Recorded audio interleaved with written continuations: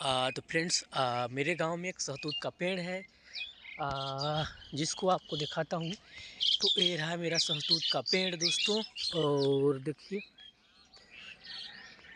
किस तरह से इसमें फ्रूटिंग आई है, आप लोग देख सकते हैं। ये देखिए, थोड़ा सा मैं नज़दीक करके आपको फल पका हुआ दिखा दूँ तो ये देखिए, ये पका है।